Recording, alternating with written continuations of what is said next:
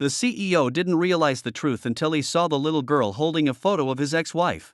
Only then did it dawn on him that the pitiful little girl in front of him was actually his own biological daughter. Anxiously, he asked the girl where her mother was.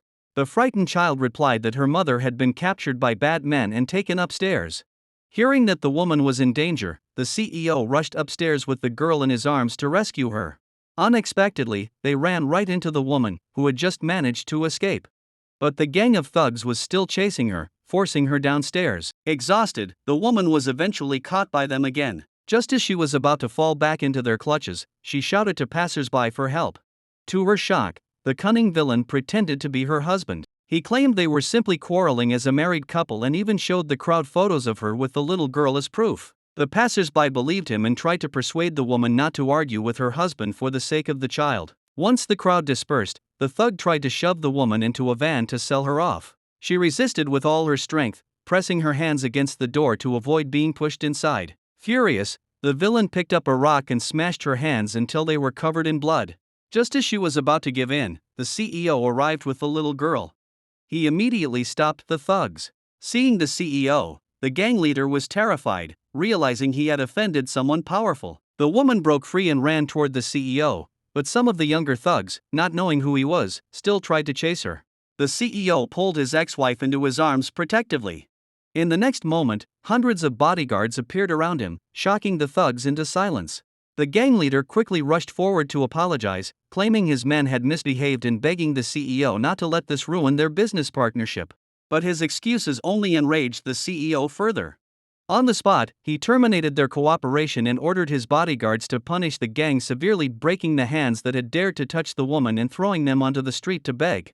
The woman, who had lost her memory long ago after an injury, felt a strange familiarity toward this man who suddenly protected her. After dealing with the thugs, the CEO checked her wounds. Just as the two were about to reunite, the woman collapsed from exhaustion. He rushed her to the hospital, where she lay unconscious on the bed after emergency treatment. Seeing the worried little girl, the CEO tried to comfort her, but before he could, the girl thanked him first. Having grown up without a father, she felt warmth from him for the first time. She then asked happily if he could be her dad. The girl explained that her mother had been raising her alone, working several jobs and even delivering food while carrying her along because there was no one else to look after her. Hearing this, the CEO became even more certain that this strong woman was his wife, who had cared for him during his blindness. He silently vowed never to let the mother and daughter suffer again. Just then, his assistant reported that the woman had been adopted years ago. The girl quickly confirmed that she had overheard her uncle say her mother was adopted. Curious, the CEO asked her age. At that moment, the woman's adoptive father arrived at the hospital. Eager for answers, the CEO asked him directly if the woman was adopted. Guilty, the old man remembered that she had been captured by thugs because of his own useless son's debts. Afraid the CEO would hold them responsible, he lied, saying she was his biological daughter. The CEO then showed him a photo of a jade pendant, asking if the woman had it. The old man denied ever seeing it, making the CEO believe he had mistaken her identity. But the little girl spoke up, insisting they were lying. Her mother was indeed adopted, and her uncle's family treated them very badly.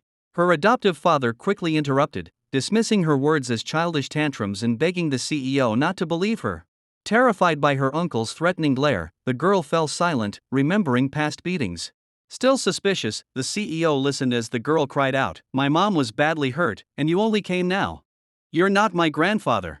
But the CEO misunderstood, thinking she was just throwing a tantrum for her mother's sake. Relieved, the adoptive father promised to treat the woman and child well. The CEO, satisfied with this promise, left unaware that as soon as he was gone, the adoptive family revealed their cruel true colors. Later, while the woman was still weak in the hospital, her daughter tried to cheer her up. The woman felt guilty that she couldn't prepare a proper birthday gift, so she decided to give her daughter the jade pendant, her most precious possession. This small moment of love between mother and daughter became the key to uncovering the woman's true identity. But danger struck again. The adoptive family threatened the little girl, warning her to stay silent or they would kill her mother. Despite the threats, the truth eventually surfaced. The CEO finally learns from his assistant that the woman was never the biological daughter of her so-called father. 5 years earlier, she had appeared in their household already pregnant, which proves her true connection. But before they could reunite, the villains tried once more to harm the mother and daughter, leading to another desperate chase. The story ends with a cliffhanger: the woman in peril, the daughter crying out for her mother, and the CEO determined to uncover the truth and protect his family.